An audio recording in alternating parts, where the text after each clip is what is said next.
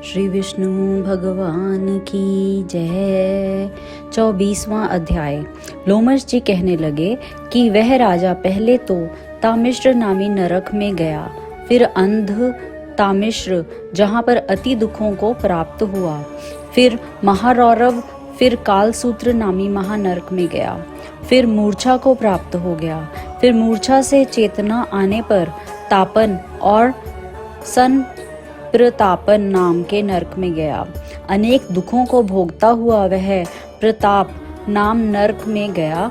तब काकोल, कुड़पल, पूर्व मृत्तिका, लोह शंकु, मृजीप आदि नरकों में होता हुआ असीपत्र वन में पहुंचाया गया, फिर लोहधारक आदि नरकों में गिराया गया।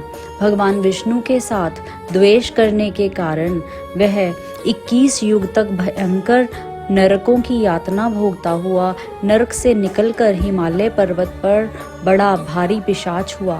उस वन में भूखा और प्यासा फिरता रहा। उसको मेरु पर्वत पर भी कहीं खाने को नहीं मिला और ना पीने को जल। होत व्यथा के कारण वह पिशाच घूमता हुआ एक समय प्लुत प्रस्त्रवण नाम के वन में जा निकला।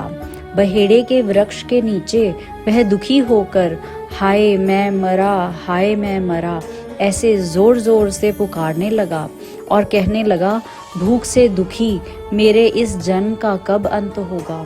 इस पाप रूपी समुद्र में डूबते हुए मुझको कौन सहारा देगा।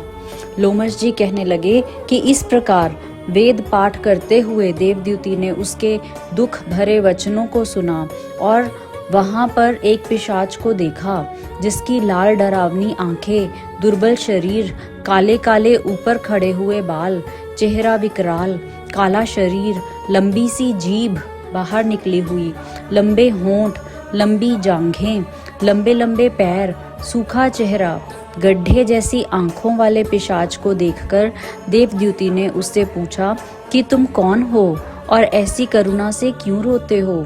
तुम्हारी यह दशा कैसे हुई और तुम्हारा मैं क्या उपकार करूं। मेरे आश्रम पर आ जाने से कोई प्राणी दुखी नहीं रहता और वैष्णव लोग आनंद ही पाते हैं। सो हे भद्र, तुम अपने इस दुख का कारण जल्दी कहो, क्योंकि विद्वान मनोरथ पाने के लिए विलंब नहीं किया करते।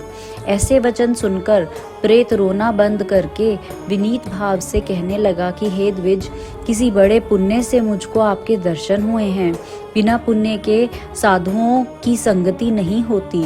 और फिर उसने पहले जन्म का वृतांत कहा कि भगवान विष्णु के द्वेष के कारण मेरी यह दशा हुई है। जिस हरि का नाम यदि अंत समय में मनुष्य के मुख से निकल जाए तो मनुष्य विष्णु पद को प्राप्त होता है, जो सबका पालन करता है, उसी से मैंने द्वेष किया। यह सब मेरे कर्मों का दोष है, जिसकी ब्राह्मण तप द्वारा प्रार्थना करते हैं। ब्रह्मादि देवता सनकादिक ऋषि जिसको मुक्ति के लिए पूजते हैं, जो आदि मध्य और अंत में विश्व का विधाता और सनातन है, जिसका आदि मध्य और अंत नहीं है, उस भगवान के साथ मैंने द्वेष किया। जो कुछ पुण्य किए मैंने पहले जन्म में किए थे, वह सब विष्णु की द्वेष रूपी अग्नि में भस्म हो गए। यदि किसी प्रकार मेरा यह पाप नाश हो जाए तो मैं भगवान विष्णु के सिवाय किसी और देवता का पूजन नहीं करूंगा। विष्णु भगवान से द्वेष करके मैंने बहुत दिनों तक नरक यातना भोगी और अब पिशाच योनि में पड़ा हूँ। इस समय मैं किसी अच्छे कर्म के योग से आपके आश्रम में आया हूँ, जहाँ पर आपके सूर्य रूपी दर्शन ने मेरे दुख समान अंधकार को दूर कर दिया है। अब आप कोई ऐसा उपाय बतलाइए जिससे मेरी यह पिशाच योनि दूर हो, क्योंकि सज्जन पुरुष उपकार करने में देर नहीं करते हैं। देवद्युति कहने लगे कि यह माया देवता, मनुष्य, असुर सबकी स्मृति को मोहित कर देती है, जिससे धर्म का नाश करने वाला द्वेष पैदा हो जाता है। जगत के उत्पन्न करने, रक्षा करने और नाश करने वाले जो सब प्राणियों की आत्मा है, उनसे भी लोग द्वेष करते हैं। जिनके अर्पण करने से सभी कर्म सफल होते हैं, उनकी भक्ति से मुख मोड़ने वाले मूर्ख कौन सी गति को प्राप्त नहीं होते। चारों वर्णों का वेदोक्त हरि का भजन करना ही उत्तम है, अन्यथा कुमार्ग में चलने वाले मनुष्य नरक के गामी होते हैं। इसी कारण वेद विरुद्ध कर्मों को त्यागना चाहिए। अपनी बुद्धि से बचे हुए धर्म के मार्ग पर चलने से मनुष्य परलोक के पथ का भी नाश करते हैं। वह वेद, देवता और ब्राह्मणों की निंदा करते हैं। झूठे मन कल्पित शास्त्रों को मानने वाले नरक में जाते हैं। देवाधिदेव विष्णु से विमुख होने वाले नरक में जाते हैं, जैसे द्रविड़ देश का राजा नरक में गया। इस कारण इनकी निंदा नहीं करनी चाहिए और वेद में न कही गई क्रिया को भी नहीं करना चाहिए।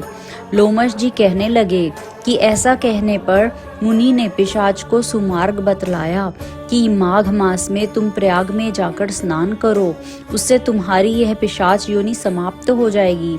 माघ मास में प्रयाग में स्नान करने से मनुष्य पहले जन्म के सब पापों से मुक्त हो जाता है। वहां पर स्नान करने से मुक्ति प्राप्त होती है। इससे बढ़कर और कोई प्रायश्चित नहीं। संसार में यह मोक्ष और स्वर्ग का खुला हुआ द्वार है। गंगा और यमुना का संगम त्रिवेणी संसार में सबसे उत्तम तीर्थ है। पाप रूपी बंधन को काटने के लिए यह कुल्हाड़ी है। कहाँ तो विष्णु, सूर्य, तेज, गंगा यमुना का संगम और कहाँ यह तुच्छ पाप रूपी तृण की आहुति। जैसे घने अंधकार को दूर करने वाला शरद का चंद्रमा चमकता है, उसी तरह संगम के स्नान से मनुष्य पवित्र हो जाता है। मैं तुमसे गंगा यमुना के संगम का वर्णन नहीं कर सकता, जिसके जल की एक बूंद के स्पर्श से केरल देश का ब्राह्मण मुक्त हो गया। ऋषि के ऐसे वचन सुनकर प्रेत के मन में अत्यंत शांति उत्पन्न हो गई, मानो सब दुखों से छूट गया हो। प्रसन्नता से उसने विनय पूर्वक ऋषि से पूछा। बोलो श्री विष्णु भगवान की जय।